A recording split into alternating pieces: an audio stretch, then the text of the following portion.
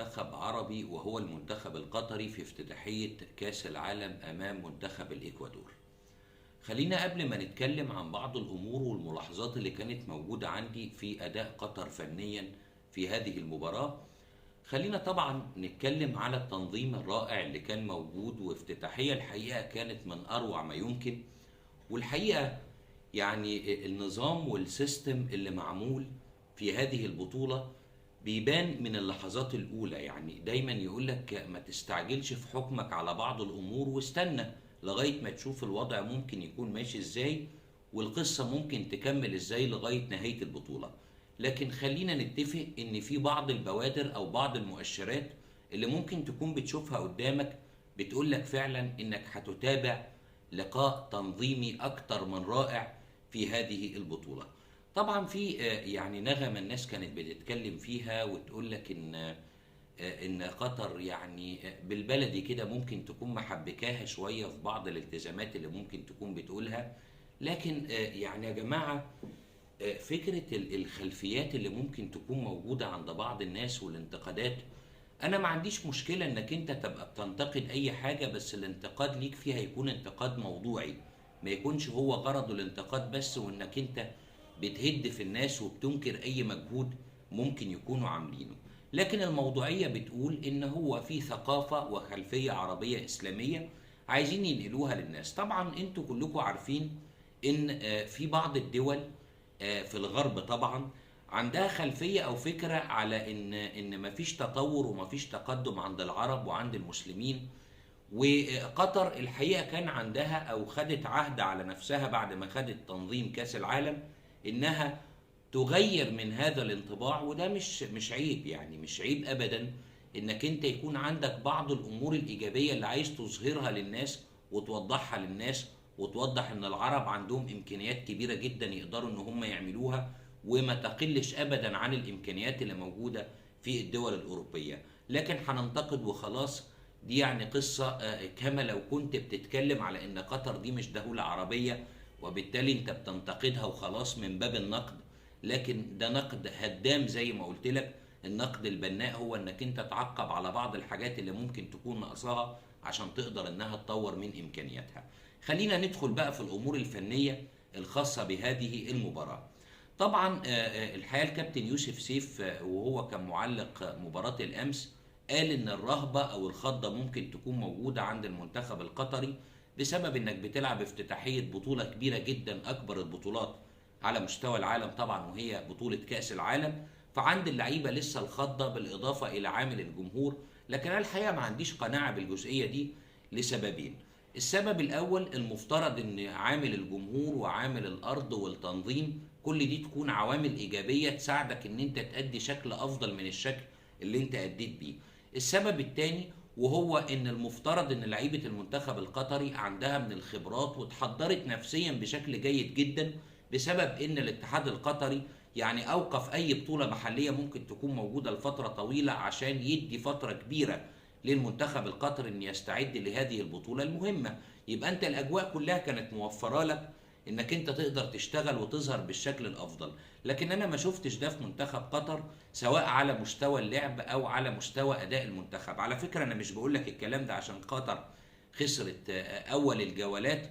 وعلى فكرة من دلوقتي وانا بقولها لك موقفها هيبقى صعب جدا، انك بتتكلم في مجموعة فيها الاكوادور كسبت اول مباراة رصيدها من النقاط 3 نقاط، بتتكلم على هولندا، بتتكلم على السنغال. دول 3 منتخبات موجودين مع قطر، فالامور بتزداد صعوبة وهيحدد لحد كبير قوي نتيجة مباراة النهاردة بتاعت هولندا والسنغال مين اللي ممكن يصعد كصاحب مركز اول ومين ممكن يصعد كصاحب مركز تاني. وان كانت توقعاتي كلها بتصب في مصلحة هولندا والاكوادور كمركز اول ومركز تاني على سبيل الترتيب. لكن الفكرة في انك انت بدأت المباراة وكنت ممكن تستغل، لان من وجهة نظري الشخصية افضل المباريات واسهلها كنظريا وككورة هي مباراة منتخب الاكوادور. ليه؟ السنغال فرقة تقيلة جدا وهتتعب قطر، نفس الحال بالنسبة لمنتخب هولندا. اذا كان عليك انك انت الستارت او البداية او مباراة الافتتاح تقدر ان انت تستغلها بالشكل الجيد بشكل افضل من كده. حتى لو انت ما قدرتش انك تفوز وتحصد 3 نقاط، على الاقل ما كنتش تخسر تطلع خسران.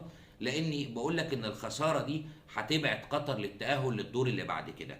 مش مشكله انك انت تخسر، لكن الفكره في انك تظهر بشكل غير جيد. ما حسيتش ان منتخب قطر بكل نجومه اللي موجودين، رغم ان هو يعني بيحتوي على جنسيات مختلفه ولعيبه تم تجنيسها، لكن مش شايف ان هم ادوا بالشكل المطلوب. والموضوع ما كانش رهبه، تحس ان اللعيبه بلغه الكوره، الناس اللي لعبت كوره هتفهم الحكايه دي كويس قوي، ان هي اوت اوف فورم، اللعيبه كلها بعيده عن مستواها. حارس المرمى عنده مستوى مهتز كبير جدا، خط الدفاع نفس الوضع، ما فيش رقابه على اللاعبين. ما حسيتش بخطوره هجوميه ممكن تكون موجوده امام منتخب الاكوادور، رغم ان هذا المنتخب يعني مع كامل احترامنا ليه انا مش شايفه ان هو يعني منتخب عالي فنيا قوي. هو ملتزم على مستوى التحركات، ملتزم تكتيكيا بتعليمات المدرب، لكن فنيا لما تيجي تقارن ما بين المنتخبين قطر كانت ممكن تأدي بشكل افضل من كده. عموما لسه في فرصة عند منتخبات عربية اخرى انها تقدم وما تخذلناش وتقدم مستوى جيد، لانك النهارده هتبدأ بقى تتابع بعض المباريات اللي هتحس من ضمنها ان في كرة جميلة ممكن تتلعب، زي مباراة السنغال وهولندا. اعتقد ان البدايه دي ممكن تكون مش موجوده عند منتخب المغرب، البدايه اللي كانت موجوده عند منتخب قطر بشكل سيء.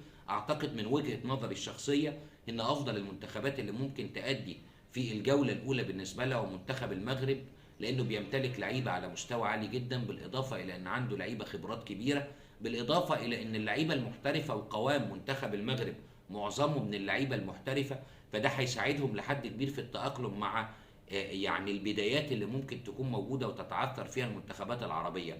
طبعا السعودية نفس الوضع، وإن كنت أتوقع إن السعودية يعني الكلام اللي هقوله لك دلوقتي أنا مش عايزك تبقى محبط فيه أو تحس إن هو كلام مبالغ فيه.